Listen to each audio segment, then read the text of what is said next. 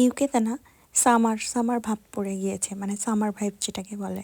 আজকে না ডেটা বেশ ভালো ছিল, ওই টেম্পারেচার ছিল 14-15-র মতো। তো হালকা হালকা ঠান্ডা বাতাস থাকলে পরেও বেশ ভালো লাগছিল বেরিয়ে হাঁটতে। তো আমরা চলে এসেছিলাম একটা শপে, আমাদের গার্ডেনে কাজ করাবো, এর জন্য টাইলস বা স্ল্যাব যেটাই বলো না কেন সেগুলোকে দেখার জন্য, যে কোনটা নেব, কোন কালারটা নেব, কেমন প্রাইস, এগুলো সব জানার জন্য।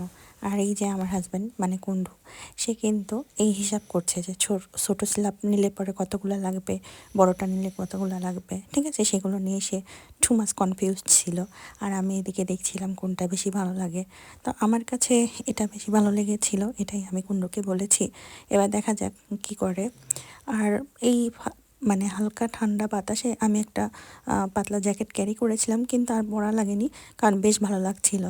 মাঝে মাঝে গরমও লাগছিলো, আর মাঝে মাঝে ঠান্ডাও লাগছিল। বাট এই ওয়েদারটা না আমার কাছে বেশ ভালো লাগে। এটা যদি সারা বছর পেতাম না তাহলে খুব ভালো হতো, কিন্তু এটা তো পসিবল না। যাই হোক, ছেলেটা খুব দুষ্টামি করছিল, ওকে নিয়ে বেরোলে পরে এই একটা প্রবলেম, ও এখন কোলেও থাকতে চায় না আর ভীষণ দুষ্টামি করে। দেখো কীভাবে গাড়ির স্টিয়ারিং ধরে আছে। বসিয়ে দিয়েছিলাম কারণ ওর বিরক্তটা না আর নিতে পারছিলাম না, কোনো বাগিতেও থাকবে না, তাই এইভাবে করে বসিয়ে দিয়েছিলাম। তো যাই হোক, আমরা আজকে বেশ ঘোরাঘুরি করেছিলাম, মানে আমাদের দরকারেই একটু শপিং মলে যাওয়া, কেনাকাটা করা। তো পরিশেষে কিন্তু আবার আমরা চলে এসেছিলাম সব কিছু করে।